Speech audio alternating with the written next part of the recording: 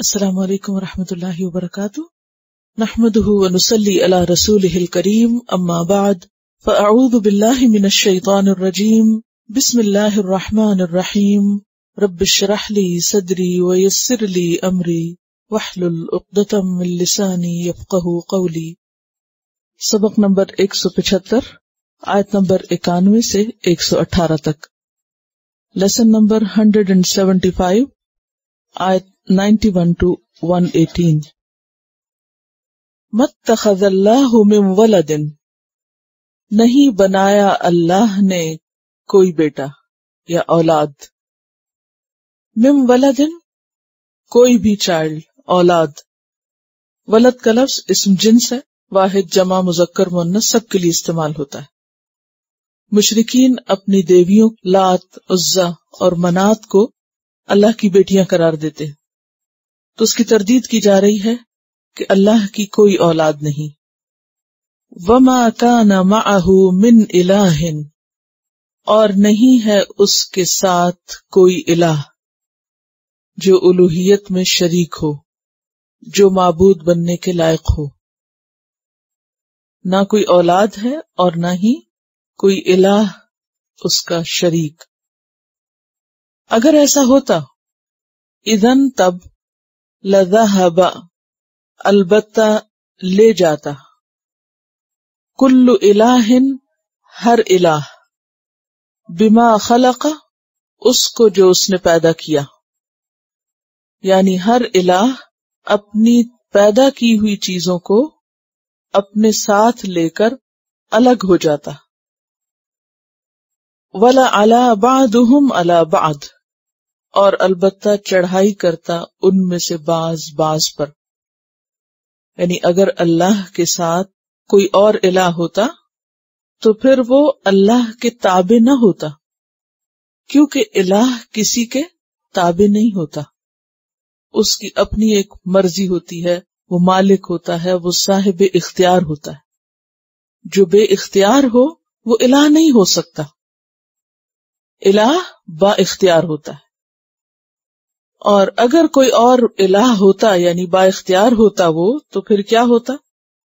وہ اپنی مرضی کرتا، اس نے جو کچھ بنایا ہوتا اسے لے کر وہ الگ ہو جاتا، اور صرف الگ نہ ہوتا بلکہ اپنی طاقت جمع کر کے دوسرے الہ کے خلاف چڑھائی بھی کر دیتا، اور یوں کائنات کا نقشہ درہم برہم ہو کے رہ جاتا۔ سبحان اللہ، پاک ہے اللہ، عما یصفون، اس سے جو وہ بیان کرتے ہیں، اللہ کے ساتھ دوسروں کو شریک کرتے ہیں۔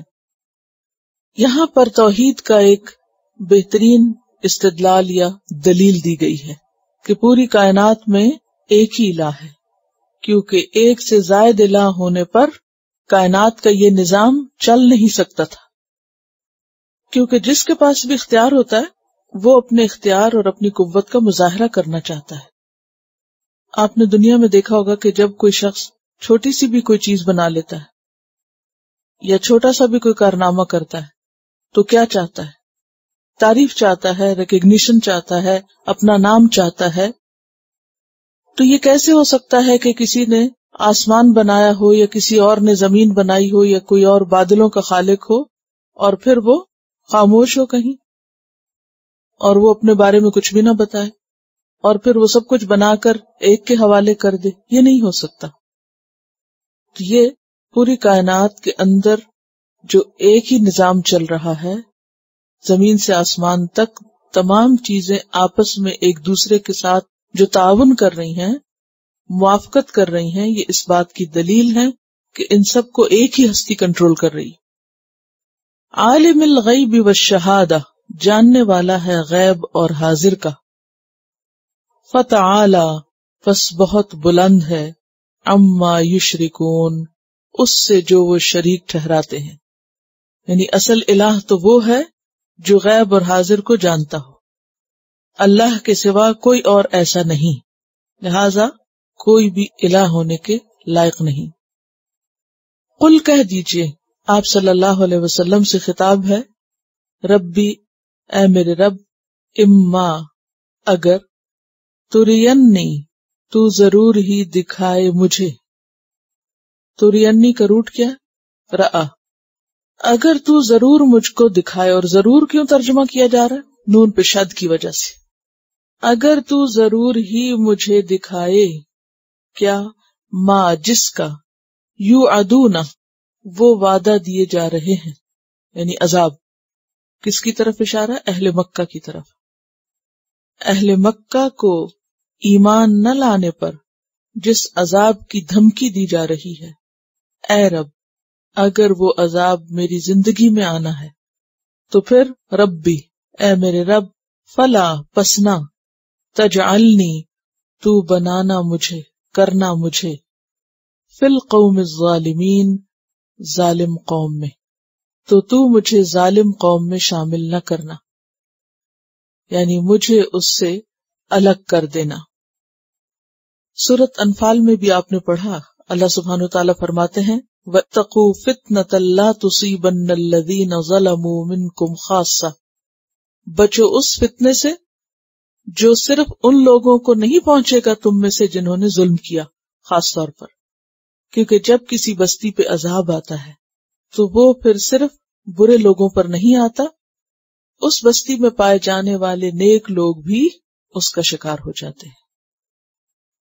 تو یہاں پر آپ صلی اللہ علیہ وسلم سے کہا جا رہا ہے کہ آپ دعا مانگیے کہ اے رب اگر میری زندگی میں وہ عذاب آئے جس کا تو ان ظالموں سے وعدہ کر رہا ہے تو مجھے ان ظالموں کے ساتھ شامل نہ کرنا، میں ان سے بری الذمہ ہوں. آپ صلی اللہ علیہ وسلم ایک دعا بھی مانگا کرتے تھے، اور وہ دعا کیا تھی؟ وَإِذَا أَرَدْتَ بِقَوْمٍ فِتْنَةً فَتَوَفَّنِي غَيْرَ مَفْتُونٍ.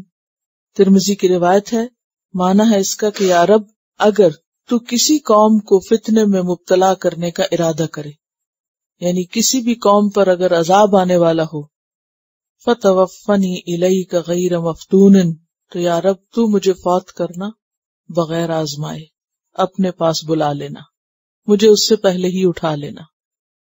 کیوں؟ کہ میرا شمار ظالموں میں نہ ہو، مجھ پر وہ نہ آئے جو ظالموں پہ آنے والا ہے. ربی فلا تجعلنی فی القوم الظالمین وإنا علی ان نریک، اور بے شک ہم اوپر اس کے کہ ہم دکھائیں تجھ کو، ما نعدہم جو ہم ان سے وعدہ کر رہے ہیں، لقادرون البتہ قادر ہیں، یعنی ہم اس بات پر بھی قادر ہیں کہ جو عذاب ان پر آئے وہ آپ کو بھی دکھائیں. یعنی ہر چیز اللہ کے ہاتھ میں ہے، اصل اختیار اور مرضی اس دنیا میں اللہ ہی کی ہے. ادفع باللتی ہی احسن السیئہ، دور کرو ساتھ اس طریقے کے جو بہت اچھا ہے، احسن ہے. کس چیز کو؟ السیئۃ، برائی کو. ایک طرف تو ان لوگوں کو عذاب کی دھمکی دی جا رہی تھی، لیکن دوسری طرف نبی صلی اللہ علیہ وسلم کو صبر کے ساتھ پیغام پہنچاتے رہنے کی ذمہ داری دی جا رہی تھی کہ آپ آخر دم تک پیغام پہنچاتے رہیں اور ان لوگوں کی غلطیوں سے درگزر کرتے رہیں. تو اس سے کیا پتہ چلتا ہے کہ ظالم یا مجرم جو کچھ بھی کرے وہ ان کا عمل ان کے ساتھ ہے. ہم پر کیا ذمہ داری ہے کہ ہم اپنا فرض پورا کریں، صرف نظر کرتے ہوئے کہ دوسرے کیا غلطیاں کر رہے ہیں. اور اگر ان کی طرف سے کوئی ایسا رویہ سامنے آئے بھی تو جواباً کیا طریقہ اختیار کرنا چاہیے؟ اچھا. برائی کا جواب برائی کے ساتھ دینے سے وہ نتیجہ کبھی بھی نہیں نکل سکتا جو برائی کا جواب اچھائی کے ساتھ دینے سے نکل سکتا ہے. تو یہاں بھی یہی کہا جا رہا ہے ادفع باللتی ہی احسن السیئۃ، یعنی زیادہ اچھے، احسن، خوبصورت، بہترین چیز سے، بہترین رویے اور بہترین اخلاق سے برائی کو دور کرو، برائی کو ہٹاؤ. نحن عالم بما یصفون، ہمیں معلوم ہے جو کچھ وہ بیان کر رہے ہیں. عموماً انسان کب افنڈ ہوتا ہے، زیادہ غصے کا مظاہرہ کب کرتا ہے؟ جب کوئی اللہ کی شان میں یا رسول اللہ صلی اللہ علیہ وسلم کی شان میں یا قرآن کے بارے میں یا دین کے بارے میں یا پھر کوئی ہماری ذات کے بارے میں غلط لفظ استعمال کرتا ہے، تو اس موقع پر کیا ہوتا ہے؟ انسان آپے سے باہر ہو جاتا ہے اور بات کا جواب پتھر سے دینا چاہتا ہے۔ اللہ تعالیٰ فرماتے ہیں نحن اعلم بما یصفون، ہمیں پتا ہے جو باتیں وہ کر رہے ہیں۔ اہل مکہ آپ کو کیا کیا نہیں کہہ رہے تھے، سب جانتے ہیں کہ کیا کچھ وہ کہتے تھے، کن کن الفاظ میں مذاق اڑاتے تھے۔ نحن اعلم بما یصفون، ایسا نہیں کہ ہمیں نہیں معلوم کہ وہ کیا کہہ رہے ہیں، لیکن اس کے باوجود بھی اگر تم چاہتے ہو کہ دین پھیلے تو کیا کرنا ہوگا؟ ادفع باللتی ہی احسن السیئہ، برائی کے جواب میں بھلائی کرنا ہوگی۔ وقل رب اعوذ بک من ہمزات الشیاطین، اور کہیے کہ اے میرے رب میں تیری پناہ چاہتا ہوں شیاطین یعنی شیطانوں کے وسوسوں سے، ہمزات سے۔ ہمزات کا لفظ جو ہے یہ ہمز سے ہے، ہے میم زے، ہمزن کہتے ہیں شیطانی وسوسے کو۔ ہمزہ کا معنی چبھونا بھی ہوتا ہے۔ کبھی آپ بیٹھے ہوں تو آپ نے دیکھا ہوگا کہ جسم ایک دم کوئی سوئی سی چبھتی ہے بے وجہ، ہوتا ہے ایسا؟ تو یہ جو چبھن ہوتی ہے، کسی چیز کے ساتھ پرک کرنا ہوتا ہے، اس کو ہمزن کہتے ہیں۔ پھر کسی چیز کو دبا کے نچوڑنے کے لیے بھی آتا ہے، پریس کر کے اس میں سے کچھ نکالنے کے لیے بھی ہمز کا لفظ آتا ہے۔ تو شیطان کا جو وسوسہ ہوتا ہے وہ بھی کیا ہوتا ہے کہ آؤٹ آف نتھنگ اچانک آ کے ایک برا خیال دل میں ڈال دیتا ہے اور پھر مزید اکساتا ہے۔ وہ ایک دفعہ نہیں آتا، پھر دوسری دفعہ آتا، پھر تیسری دفعہ، حتیٰ کہ وہ کام کروا کے چھوڑتا ہے۔ جس چیز کو آپ دنوں تک کنٹرول کیے رکھتے ہیں وہ ایک وقت آتا ہے کہ آپ سے نکلوا دیتا ہے، اگلوا دیتا ہے، بلوا دیتا ہے۔ آپ نے کبھی کچھ نچوڑا اور دبا کے، جوس نکالتے وقت لیمن وغیرہ یا کوئی بھی چیز نچوڑی ہوگی تو اس میں کیا کیفیت ہوتی ہے؟ صرف ایک دفعہ کرتے ہیں اور چھوڑ دیتے ہیں؟ نہیں، کئی دفعہ کرتے ہیں۔ تو شیطان بھی آ کے کئی دفعہ پریس کرتا ہے، آپ کو دباؤ دیتا ہے، آپ کو قائل کرتا ہے، مائل کرتا ہے کہ یہ کر کے چھوڑو۔ دیکھو اس نے تمہیں گالی دی اور تم آرام سے بیٹھے ہو، تمہیں جواب دینا چاہیے تاکہ آئندہ تو اسے جرأت نہ ہو گالی دینے کی۔ وَقُلْ رَبِّ أَعُوذُ بِكَ مِنْ ہَمَزَاتِ الشَّيَاطِينِ، تو اسی لیے اس بات کے بعد یہ کہا گیا کہ اگر شیطان وسوسہ ڈالے تو کیا کریں؟ آپ اللہ کی پناہ میں آ جائیں، اللہ سے مدد مانگیں۔ وَأَعُوذُ بِكَ رَبِّ أَن يَحْضُرُونِ، اور میں پناہ چاہتا ہوں تیری اے میرے رب اس بات سے کہ وہ میرے پاس حاضر بھی ہوں، آئیں بھی صحیح، آ کے مجھے نچوڑنا اور دبانا اور ہلانا تو دور کی بات، وہ پاس بھی نہ پٹکیں۔ ایسی پناہ مانگو، کیونکہ شیطان جس کے پاس آ جاتا ہے اس سے اپنا کام نکلوا کے چھوڑتا ہے۔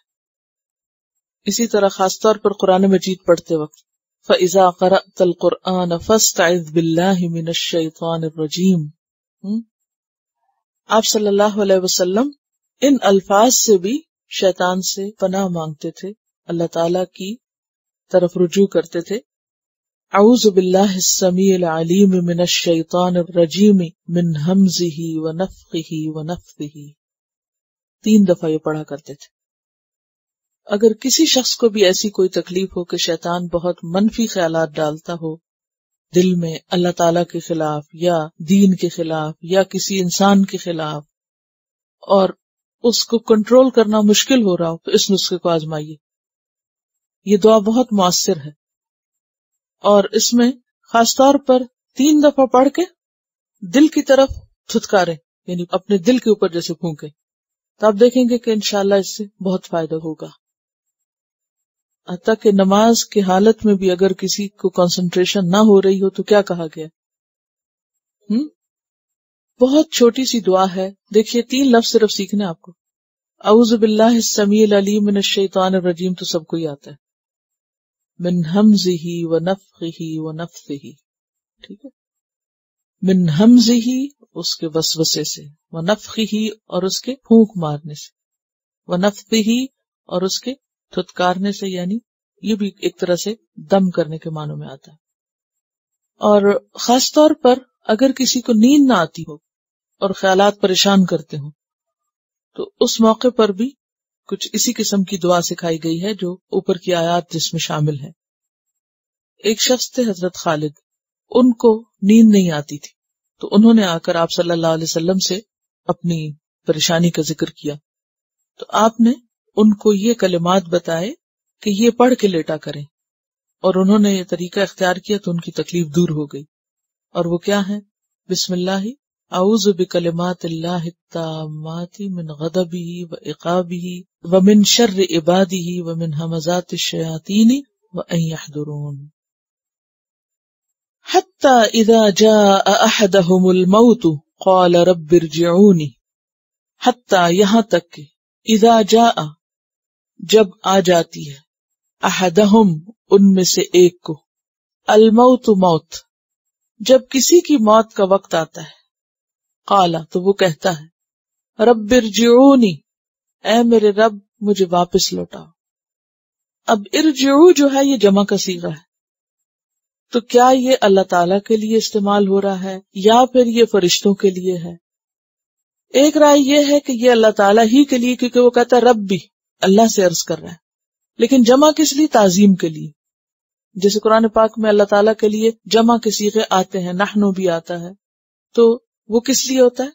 تعظیم کے لیے. جیسے اردو میں بھی ایک شخص کو کہتا ہے کہ بجائے کہتے ہیں، بچے کے لیے بھی بعض اوقات، تو یہ کیا ہے؟ ادب آداب ہے، مینرز ہے، تعظیم ہے. اور پھر دوسرا یہ ہے کہ ملائکہ سے بھی خطاب ہو سکتا ہے، کیونکہ جان ملائکہ نکال رہے ہوتے ہیں، تو جو فرشتے اس کو نظر آتے ہیں وہ انہی سے کہتا ہے. اور یہ بھی معنی کیا گیا کہ تکرار کے لیے، کہ وہ بار بار کہتا ہے تو اس کو ظاہر کرنے کے لیے جمع کا صیغہ استعمال ہوا.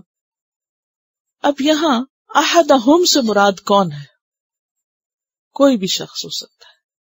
احد کسی ایک کے لیے آتا ہے، یعنی ایک عام بات ہے، اور اس میں اچھے برے سب شامل ہیں. اور خاص طور پر یہاں اشارہ ہے ان مجرموں کی طرف کہ جو دنیا میں تو ایمان نہیں لاتے، لیکن جب موت کا فرشتہ نظر آتا ہے، ریالٹی سامنے آتی ہے، تو پھر اس وقت دعائیں مانگنے لگتے ہیں، اس وقت تمنا کرتے ہیں کہ اب ہم کچھ کر لیں. حتی اذا جاء احدہم الموت قال رب ارجعونی، کہتا ہے اے میرے رب مجھے واپس بھیج. حدیث میں اس بات کی وضاحت آتی ہے کہ آپ صلی اللہ علیہ وسلم نے فرمایا، موت کے وقت مومن جب رحمت کے فرشتے اور رحمت کا سامان سامنے دیکھتا ہے تو فرشتے اس سے پوچھتے ہیں کیا پھر تمہیں دنیا میں واپس کر دیا جائے؟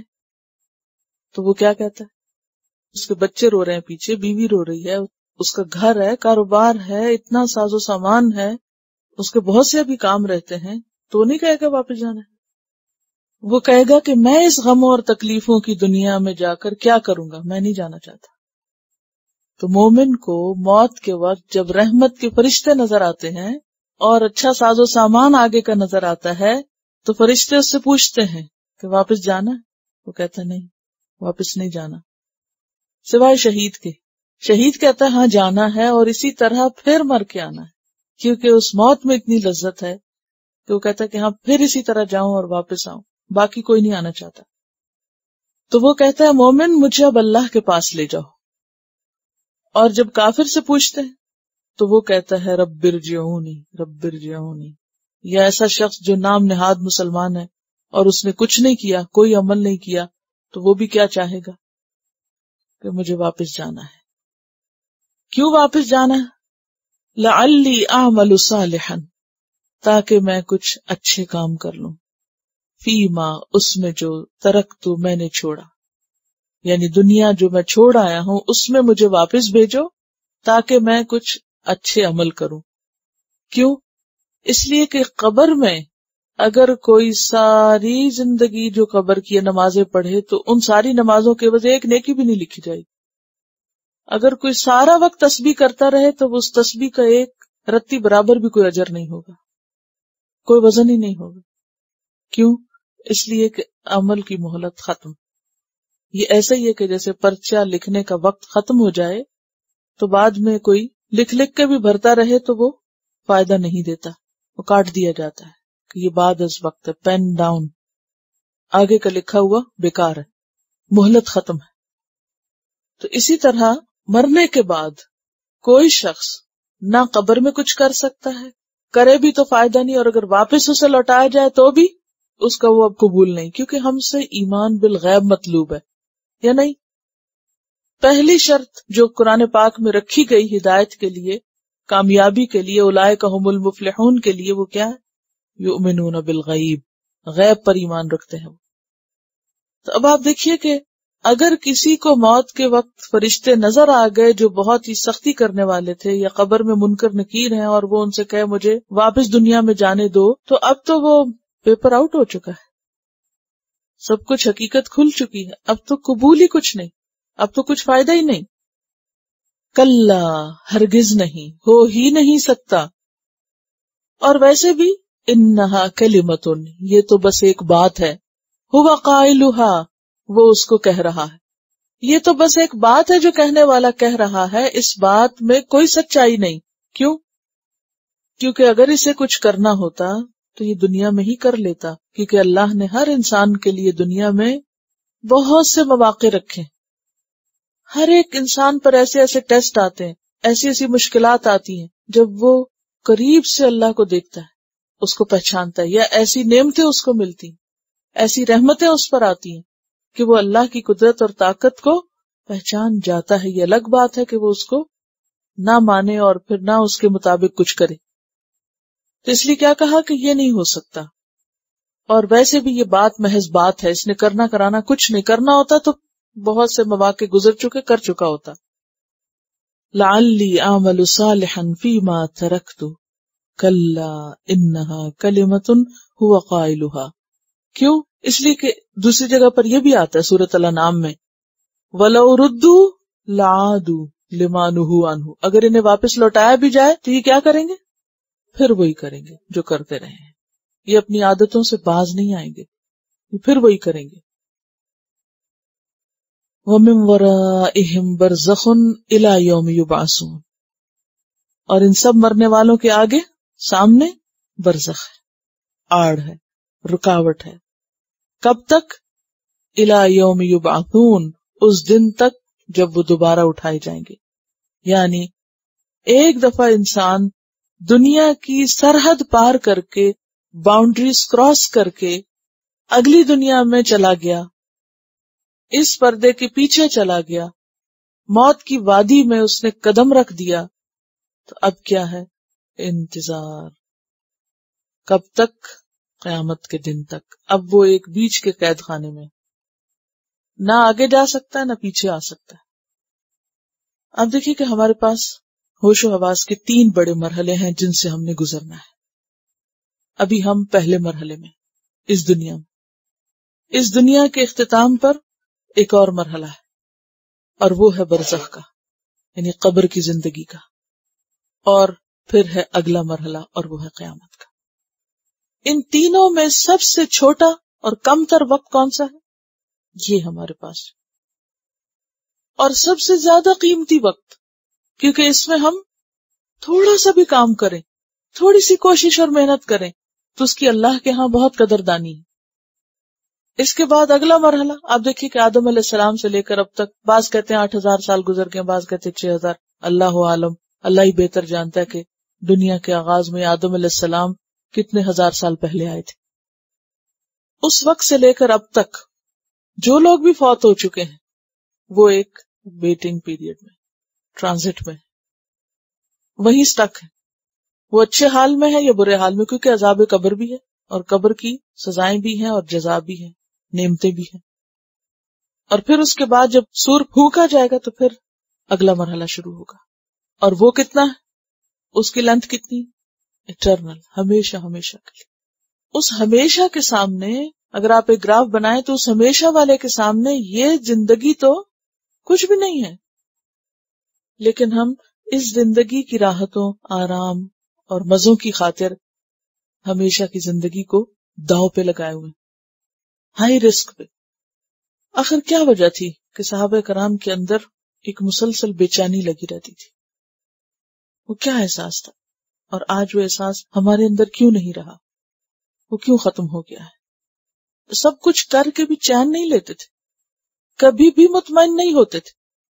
اور آج ہم ہیں کہ ہم ادھر ادھر کی باتوں میں لگے ہوئے ہیں. زندگی کو ہم نے مزے کی چیز، ایک تفریح سمجھ رکھا ہے، انجوائمنٹ کی چیز سمجھ رکھا ہے. فَإِذَا نُفِخَ فِي الصُّورِ، پھر جب پھونک ماری جائے گی سور میں، یعنی قیامت کے دن، فَلَا أَنْسَابَ بَيْنَهُمْ، تو آپس میں کوئی نسب باقی نہ رہیں گے. انساب نسب کی جمع، قرابتیں، رشتہ داریاں، رشتے ناتے. اصل میں عربوں کے ہاں حسب نسب بہت زیادہ جانا پہچانا جاتا تھا اور ان کی بہت دلچسپ چیزوں میں سے تھا. وہ اپنے تو کیا، اپنے اونٹوں کے بھی نسب نامے زبانی یاد کیے ہوئے ہوتے تھے، کئی کئی نسلوں کے. تو فرمایا کہ وہ ایسا دن ہوگا کہ جب کسی کو کوئی حسب نسب یاد نہیں رہے گا اور آپس کی کوئی رشتہ داری باقی نہیں رہے گی، اور نہ ہی رشتہ داری کی بنیاد پر کوئی کسی کے کام آئے گا. یومئذ، اس دن، ولا یتساءلون، اور نہ وہ ایک دوسرے کو پوچھیں گے. یہاں پوچھنے سے مراد یہ نہیں کہ صرف حال پوچھنا. تساؤل عربی میں ایک دوسرے سے مدد مانگنے کو کہتے ہیں، یعنی مدد کے لیے کچھ سوال کرنا، طالب مدد ہونا. لیکن قیامت کے دن کوئی کسی کا نسب نہیں پوچھے گا، نہ کسی کو اس سے کوئی دلچسپی ہوگی، اور نہ ہی کوئی کسی سے مدد مانگ سکے گا، اور اگر کوئی مدد مانگے بھی تو کوئی کسی کو مدد دے نہ سکے گا. فَإِذَا جَاءَتِ الصَّاخَّةُ، جب وہ قیامت کا دن آ جائے گا، یوم یفر المرء من اخیہ وامہ وابیہ وصاحبتہ وبنیہ لکل امرئ منہم یومئذ شأن یغنیہ. کوئی بھائی کو، بہن کو، ماں کو، باپ کو، بیوی کو، بیٹے کو، کوئی بھی پکارے گا اور وہ آگے سے کوئی جواب نہ دے گا. اور یہ جو سور پھونکنے کی بات ہے تو یہ کب ہوگا؟ ایک پہلی دفعہ سور پھونکا جائے گا تو سب بے ہوش ہو جائیں گے مگر جسے اللہ چاہے. پھر دوسری دفعہ سور پھونکا جائے گا تو سب اٹھ کھڑے ہوں گے. اس وقت کی بات ہو رہی ہے یہاں، یعنی دوسرے سور پھونکنے کے بعد کوئی کسی کو نہیں پوچھے گا. فمن ثقلت موازینہ، تو جس کے موازین بھاری ہو گئے. موازین موزون کی جمع ہے اور موزون میزان کی. مراد اس سے کیا ہے؟ وزن کیے جانے والے اعمال یا پھر ترازو جن میں کچھ تولا جائے.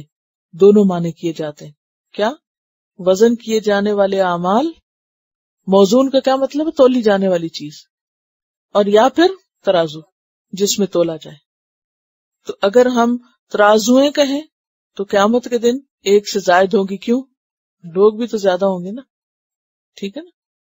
اور اگر اعمال کہیں تو پھر سیدھا ہی معنی بنتا ہے کہ جس کے اعمال بھاری ہو گئے، یعنی زیادہ اچھے ہوئے اچھے اعمال. فَأُولَئِكَ هُمُ الْمُفْلِحُونَ، تو یہی لوگ دراصل فلاح پانے والے ہیں، کامیاب ہونے والے ہیں. وَمَنْ خَفَّتْ مَوَازِينُهُ، اور جس کے موازین ہلکے ہوئے، یعنی جن کے پلڑے ہلکے ہوئے، یعنی ترازو ہلکے ہوئے، اٹھ گئے نیک اعمال والی سائڈ کے. فَأُولَئِكَ الَّذِينَ خَسِرُوا أَنفُسَهُمْ، یہی وہ لوگ ہیں جنہوں نے اپنے آپ کو خسارے میں ڈالا. خسرو کا روٹ کیا ہے؟ خیسین رے، خسرن. فی جہنم خالدون، جہنم میں وہ ہمیشہ ہمیشہ رہیں گے. پلڑوں کے ہلکا ہونے کا مطلب کیا ہے؟ کہ ان کے اچھے اعمال کا وزن ہی کچھ نہیں ہوگا. یعنی جو کفار ہوں گے یا مجرم ہوں گے یا ریاکار ہوں گے، ان کے اعمال جب تولے جائیں گے تو بڑے سے بڑے عمل بھی بالکل ہلکے ہوں گے. کہاں سے یہ بات پتہ چلتی؟ فَلَا نُقِيمُ لَهُمْ يَوْمَ الْقِيَامَةِ وَزْنًا، کہ قیامت کے دن ہم ان کو کوئی وزن نہیں دیں گے. یعنی جو تولے جا رہے ہوں گے اعمال، ان اعمال کا وزن کچھ نہیں ہوگا، حالانکہ دیکھنے میں ان کی کوانٹٹی بہت بڑی ہوگی. تلفح وجوہہم النار، آگ ان کے چہرے جھلس دے گی. تلفح کا لفظ ہے لفح سے، لام فاحا، لفح، جھلسنا. اور چہروں کی آگ کا ذکر پیچھے بھی آپ بارہا پڑھ چکے. وہم فیہا کالحون، اور وہ اس میں تیوری چڑھائے ہوئے ہوں گے. کالح، کلوح، کلوح اور کلاح اس کا مصدر ہے، منہ بنا کے دانت نکالنا، تیوری چڑھانا. عبداللہ بن مسعود سے کسی نے پوچھا کہ کالح کا کیا مطلب ہے، تو انہوں نے کہا کیا تم نے بھنی ہوئی سری نہیں دیکھی بکرے کی؟ کبھی آپ نے دیکھی ہوگی کہ کچھ لوگ سری کا گوشت پکاتے ہیں تو وہ پھر عموماً کسائی لوگ باقی کھال وال تو اتار کے تو بنا دیتے ہیں، لیکن سری کو ایسے ہی دے دیتے ہیں، ٹائم لگتا ہے اس کی کھال اتارنے، اور وہ ویسے چھری سے اترتی بھی نہیں. تو اس کے اتارنے کا ایک ہی طریقہ، اور وہ کیا ہے کہ ان بالوں کو جلایا جائے، کھال کو جلایا جائے اور پھر چھری سے رگڑ رگڑ کے اتارا جائے. شاید کوئی اور بھی اب طریقہ، بہرحال جو ٹریڈیشنل طریقہ وہ یہی.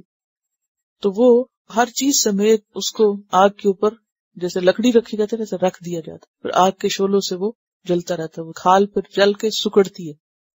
تو وہ جو دانت ہوتے ہیں بکرے کے وہ بالکل باہر نکل آتے ہیں، یعنی ہونٹ سارے سکڑ کے اندر ہو جاتے ہیں، اور سکڑ کے جو تیوری ہوتی ہے نا، جیسے بل پڑتے ہیں ماتھے پہ تو وہ تیوریاں ہوتی ہیں، تو اسی طرح آگ میں جلنے کے بعد وہ کھال جب شرنک ہوتی ہے تو وہ بھی جیسے کسی کی تیوری چڑھی ہوئی ہو. اور ویسے بھی ظاہر ہے کہ آگ میں جا کر کسی کا مزاج تو اچھا نہیں رہ سکتا. گرمی میں مزاج اچھا نہیں رہتا، ذرا سا موسم بدل جائے تو جہنم میں جا کے کس کا مزاج اچھا ہو سکتا ہے؟ کون ہنس سکتا ہے؟ کون مسکرا سکتا ہے؟ کس کا چہرہ کھیل سکتا ہے؟ کسی کا بھی نہیں. تو وہاں ویسے بھی تیوری چڑھائے ہوئے ہوں گے اور آگ کی وجہ سے بھی کھال سکڑ جائے گی. تلفح وجوہہم النار وہم فیہا کالحون. اس وقت کہا جائے گا الم تکن آیاتی تتلا علیکم، کیا میری آیات تم پہ پڑھی نہیں جاتی تھی؟ نہیں پڑھی جاتی تھی، یعنی میرے قرآن کی آیات تم کو پڑھ کے نہیں سنائی جاتی تھی. فکنتم بہا تکذبون، تم ان کو جھٹلا دیا کرتے تھے، مان کے نہیں دیتے تھے. یعنی جب بھی جہنم میں کوئی گروہ ڈالا جائے گا تو جہنم کا فرشتہ پوچھے گا تمہارے پاس کوئی ڈرانے والا نہیں آیا؟ قالوا بلا، وہ کہیں گے آیا تھا لیکن ہم نے اس کو جھٹلا دیا، اور ہم نے کہا اللہ نے کچھ بھی نہیں اتارا. اور یہاں کیا الم تکن آیاتی تتلا علیکم، کیا میری آیات تم کو پڑھ کے نہیں سنائی جاتی تھی؟ سنائی جاتی تھی، لیکن تم کرتے کیا تھے؟ فکنتم بہا تکذبون. قالوا، وہ کہیں گے ربنا، اے ہمارے رب، غلبت، غالب آ گئی، علینا، ہم پر، شقوتنا، ہماری بدنصیبی، یا رب ہماری بدنصیبی، بدبختی، کمبختی ہم پہ غالب آ گئی. وَكُنَّا قَوْمًا ضَالِّينَ، اور تھے ہم بھٹکے ہوئے لوگ حق اور ہدایت سے. ہم بھٹکے ہوئے لوگ تھے، ہمیں یاد ہی نہ رہا کہ ہم نے واپس پلٹنا ہے، لہٰذا ہم نے کسی بات کو سیریسلی لیا ہی نہیں. ربنا اخرجنا منہا، اے ہمارے رب ہم اس سے باہر نکال. فَإِنْ عُدْنَا، پھر اگر ہم لوٹے، فَإِنَّا ظَالِمُونَ، تو ہم ظالم ہوں گے. ایک دفعہ تو ہمیں جہنم سے باہر نکال، پھر ہم ایسے کوئی کام نہیں کریں گے. تو اب دیکھیے اللہ تعالیٰ کا جواب کیا ہوگا. قَالَ اخْسَئُوا فِيهَا، اللہ تعالیٰ فرمائے گا دور رہو، اسی میں پڑے رہو. خسأ کہتے ہیں کتے کو دھتکارنے کے لیے، یعنی کوئی کتا اگر پیچھے آ رہا ہو تو اس کو دور دور کر کے جو واپس کیا جاتا ہے تو اس کے لیے، یعنی جس طرح کسی کتے کو حقیر سمجھ کے چپ کرایا جاتا ہے. کیونکہ آپ دیکھیں کہ کبھی آپ کسی ایسے گھر کے پاس سے گزرے جنہوں کتا رکھا ہو تو وہ پردے کے پیچھے، دیوار کے پیچھے سے بھی آپ پہ بھونک رہا ہوگا، اس کی سینسز تیز ہوتی ہیں تو پتہ چل جاتا ہے کوئی وائبریشن سے اس کو یا ریز سے. کبھی اگر اتفاق بھی ایسا ہوا تو آپ فوراً کیا ریئیکشن کرتے ہیں کہ چپ کراتے ہیں اس کو. تو ان کا بولنا کتے کا سا بولنا ہوگا، اور ان کے لیے ان کو چپ کرانا بھی ایسے ہوگا کہ جیسے کتے کو چپ کرایا جاتا ہے. اللہ تعالیٰ فرمائے گا اخسؤ فیہا، اسی میں دور رہو. اخساء کا مطلب ہوتا ہے دور دور، پرے ہو جاؤ، ہٹ جاؤ، چپ ہو جاؤ، خاموش. ولا تکلمون، اور مجھ سے بات نہ کرو، چپ رہو، دور ہو جاؤ، اس ٹاپک پہ بات ہی نہیں کرو. یعنی انہیں بولنے کی بھی اجازت نہیں ہوگی، اور اللہ تعالیٰ بھی ان سے بات نہیں کرے گا. ایک اور جگہ پر بھی آتا ہے نا ولا یکلمہم اللہ، اللہ ان سے کلام نہیں کرے گا، اور اگر وہ کریں گے تو ان کو بھی اللہ تعالیٰ بولنے نہیں دے گا. چپ رہو. کیوں انہیں چپ کرا دیا جائے گا؟ ان کا جرم کیا تھا؟ انہو کان فریق من عبادی، بے شک تھا میرے بندوں میں سے ایک گروہ، یقولون جو کہتے تھے ربنا آمنا، اے ہمارے رب ہم ایمان لے آئے، فاغفر لنا، پس تو ہمیں بخش دے، ورحمنا، اور ہم پہ رحم فرما، وانت خیر الراحمین، اور تو بہترین رحم کرنے والا ہے. یعنی میرے مومن بندوں کا گروہ ایسا تھا کہ جو اللہ سے دعائیں کرتا تھا تو تم ان کے ساتھ کیا حشر کرتے تھے؟ فَاتَّخَذْتُمُوهُمْ سِخْرِيًّا، تم ان کا مذاق اڑاتے تھے، تم نے ان کو مذاق کی چیز سمجھ رکھا تھا۔ اللہ کو ماننے والے، اس سے دعائیں کرنے والے، اس کے آگے جھکنے والے تمہارے لیے کیا بن گئے تھے؟ کھیل کی چیز۔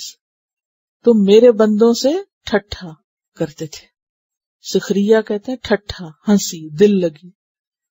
حتیٰ یہاں تک کہ انسوکم، انہوں نے بھلا دیا تم کو، ذکری میرا ذکر بھی، میری یاد بھی، یعنی ان کے مذاق اڑانے میں تم ایسے بھولے کہ تمہیں یہ بھی نہ یاد رہا کہ میں بھی کوئی ہوں، نہ تم نے خود مجھے یاد کیا اور ان یاد کرنے والوں کو بھی تم نے چھوڑا نہیں، ان کے پیچھے یوں پڑے رہے۔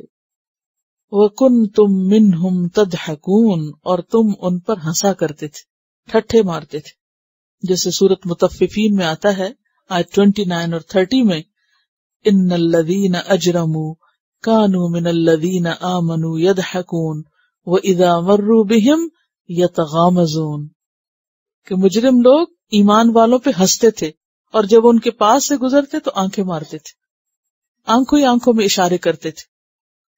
انی جزیتہم اليوم بما صبروا، بے شک میں نے ان کو آج یہ جزا دی بوجہ اس کے کہ انہوں نے صبر کیا، ان کو تو ان کے صبر کی جزا آج مل گئی۔ انہم ہم الفائزون، بے شک وہ وہی کامیاب ہونے والے، فائز جو ہے اس کی جمع ہے فائزون، اور فوز اس کا روٹ ہے فے واو زے، جیسے مطففین 34-36 میں آتا ہے فَالْيَوْمَ الَّذِينَ آمَنُوا، پس آج کے دن ایمان والے، من الکفار یضحکون، کفار سے ہنسی کر رہے ہیں، علی الارائک ینظرون، مسندوں پہ بیٹھے دیکھ رہے ہیں، هل ثُوِّبَ الکفار ما كانوا یفعلون، کیا مل گیا بدلہ کفار کو ان کاموں کا جو وہ کیا کرتے تھے۔ قال کم لبثتم فی الارض عدد سنین، اللہ تعالیٰ پوچھے گا کتنا تم ٹھہرے زمین میں تعداد سالوں کی، کتنے سال رہ کے آئے ہو، کتنا عرصہ گزارا زمین پہ یا قبر میں۔ ارض کا لفظ جو ہے یہ زمین کے اوپر یا زمین کے اندر۔ قالوا لبثنا یوما او بعد یوم، وہ کہیں گے ایک دن یا دن کا کچھ حصہ۔ فاسأل العادین، پس پوچھ لیجئے گننے والوں سے۔ اب یہ گننے والے کون ہیں؟ جیسے فرشتے جو ہمارے اعمال لکھ رہے ہیں، یا یہ کہ دنیا میں جو گنتی کے ماہر لوگ ہیں، کیونکہ آخرت کا ایک دن کتنا بڑا ہے، 50,000 سال کے برابر۔ تو حشر کے دن ہی لوگوں کو چل پتا جائے گا کہ دنیا کی زندگی کی کیا حقیقت ہے۔ اگر 10,000 سال بعد بھی قیامت آتی ہے اب سے مثلا، اور 10,000 سال گزر گئے تو بھی آدھا دن نہیں بنتا پوری دنیا کی زندگی اور قبر کی زندگی۔ سمجھ گیا میری بات؟ قیامت کا ایک دن کتنا ہے؟ 50,000 سال۔ اگر ہم یہ مان جائیں کہ 10,000 سال پہلے دنیا بسی تھی ہماری اور 10,000 سال بعد قیامت آئے گی مثلا، تو بھی اس 50,000 سال کے دن ہی یہ زندگی یومن او بعد یوم، دن کا بھی کچھ حصہ لگے گی۔ فاسأل العادین۔ اب آپ خود سوچئے کہ ان چند گھڑیوں کے لیے تو ہم کیسی کیسی محنتیں اور کوششیں کرتے ہیں، ان کو آئیڈیل بنانے کے لیے اور ان کو مثالی بنانے کے لیے، اور وہ زندگی جو ہمیشہ کی ہے اس کو بھولے ہوئے ہیں۔ قال ان لبثتم الا قلیلا، اللہ تعالیٰ کیا فرمائیں گے؟ نہیں تم ٹھہرے مگر تھوڑا ہی۔ لو انکم کنتم تعلمون، کاش کہ تم جانتے ہوتے، کاش تمہیں دنیا میں سمجھ آ جاتی کہ تم تھوڑے دن کے لیے گئے ہو۔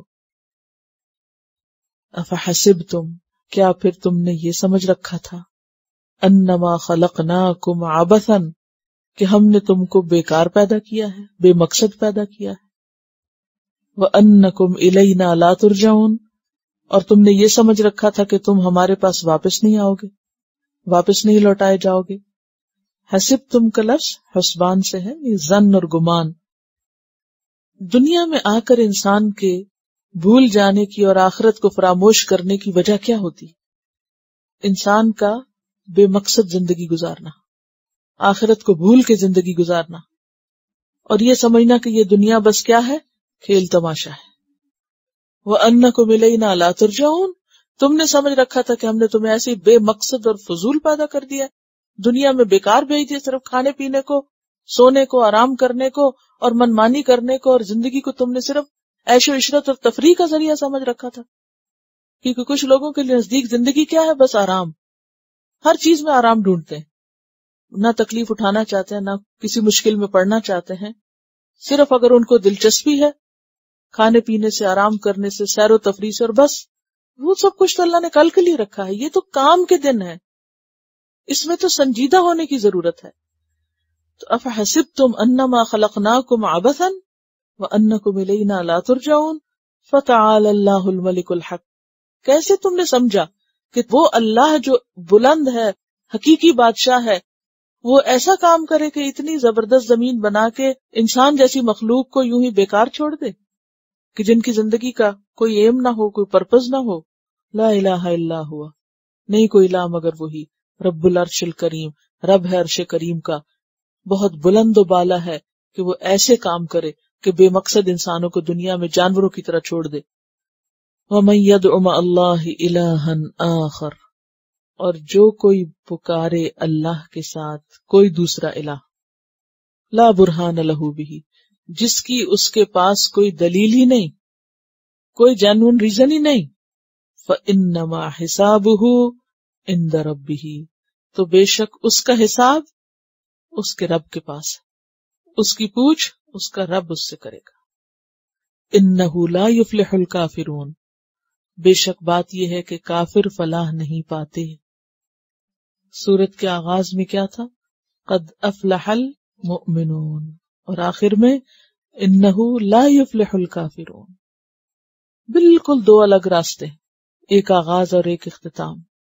جس طرح آغاز اور اختتام کو ایک نہیں کہہ سکتے، اسی طرح فلاح اور نقصان ایک نہیں ہوتے. سورت القصص 88 میں بھی آتا ہے، لا تدع مع اللہ الہا آخر لا الہ الا هو کل شیء ہالک الا وجہہ لہ الحکم والیہ ترجعون. سورۃ الاسراء 22 میں بھی آتا ہے، لا تجعل مع اللہ الہا آخر فتقعد مذموما مخذولا. پیچھے بھی آپ نے توحید کا سبق پڑھا، اور یہاں بھی پھر توحید کی بات ہے کہ پوری کائنات میں ایک ہی قانون چل رہا ہے، ہر چیز آپس میں تعاون کر رہی ہے، ہر چیز ایک دوسرے کے ساتھ بندھی ہوئی ہے. شرک کے لیے کوئی دلیل اور جواز ہے ہی کوئی نہیں، اور جو ایسا کرے پھر اس کی اللہ کے ہاں پکڑ. وَقُلْ رَبِّ اغْفِرْ وَارْحَمْ وَأَنْتَ خَيْرُ الرَّاحِمِينَ، اور کہہ دیجئے، آپ صلی اللہ علیہ وسلم سے خطاب ہے کہ اے میرے رب بخش دے، رب اغفر وارحم، اور رحم فرما، وَأَنْتَ خَيْرُ الرَّاحِمِينَ، اور تو بہترین رحم کرنے والا ہے. کیوں؟ اس لیے کہ اللہ کی رحمت کے بغیر کوئی شخص بھی کامیاب نہیں ہو سکتا. صرف اللہ کی رحمت ہے جو بندوں کو پار لگائے گی. تلاوت سنی اور پھر اس کے بعد ایک حدیث بھی میں آپ کو آج کی آیات سے متعلق بتاؤں. یہ آج ہی میں چونکہ حدیث پڑھی تھی صبح، تو میں نے جی چاہا کہ آپ کے ساتھ بھی شیئر کروں. ابھی یہ جو آگ کی اور جہنم کی یہ ساری باتیں تھیں، تو حضرت ابو ہریرہ سے روایت ہے کہ نبی صلی اللہ علیہ وسلم نے فرمایا، قیامت کے دن کافر کے دونوں کندھوں کا درمیانی فاصلہ تیز رفتار سوار کی 3 دن کی مسافت کے برابر ہوگا. اتنے موٹے ہو جائیں گے. جہنم میں لوگ پھول کے اتنے موٹے ہو جائیں گے، اتنے بڑے ہو جائیں گے کہ صرف سائز آپ دیکھیں. اور بخاری کی حدیث، ایک کندھے سے دوسرے کندھے کے درمیان اتنا فاصلہ ہوگا کہ جیسے کوئی تیز رفتار سوار 3 دن سفر کرتا رہے تو جہاں تک وہ پہنچے اتنا بڑا. ایک ڈاڑھ احد پہاڑ برابر ہو جائے گی. یہ ایک اور روایت میں آتا ہے، یہاں نہیں ہے. یہ سائز اتنا بڑا کیوں کیا جائے؟ دنیا میں ہم کتنے کانشیس رہتے ہیں کہ ویٹ بڑھ رہا ہے، سائز زیادہ ہو گیا ہے، لیکن اہل جہنم کا سائز اور حال اور حلیہ تاکہ اتنی زیادہ سزا اور بھگت سکے. جتنا بڑا جسم ہوگا اتنی ہی سزا کی اور تکلیف کی جو شدت ہے وہ زیادہ ہوگی. اور یہ حدیث بھی یہیں لکھی ہوئی ہے. حضرت انس بن مالک سے روایت ہے کہ کچھ لوگ جہنم میں جل کر کالے پیلے ہونے کے بعد وہاں سے نکلیں گے. جب جنت میں داخل ہوں گے تو اہل جنت ان کا نام اہل جہنم رکھیں گے یا جہنمیون رکھیں گے. اس دنیا میں کچھ بھی دینا پڑے، کچھ بھی قربان کرنا پڑے، کچھ بھی چھوڑنا پڑے اور کچھ بھی کرنا پڑے، انسان کسی بھی چیز میں پیچھے نہ رہے، یہ سوچ کر کہ یہی تو موقع ہے کرنے کا، کل تو موقع نہیں ہوگا۔ اس مصیبت سے کچھ بھی دے کے انسان بچے تو بچ جائے، کیونکہ وہاں مرنے کے بعد انسان کیا چاہے گا کہ زمین بھر بھی سونا ہو تو میں اس کو دے دوں اور بچ جاؤں، لیکن وہاں تو کچھ قبول ہی نہیں ہوگا۔ تو اللہ تعالی ہم سب کو باعمل بنائے۔ وآخر دعوانا ان الحمد للہ رب العالمین۔ سبحانک اللہم وبحمدک، نشہد ان لا الہ الا انت، نستغفرک ونتوب الیک۔ السلام علیکم ورحمۃ اللہ وبرکاتہ۔ Quran vocabulary 100%. The best application to understand Quran.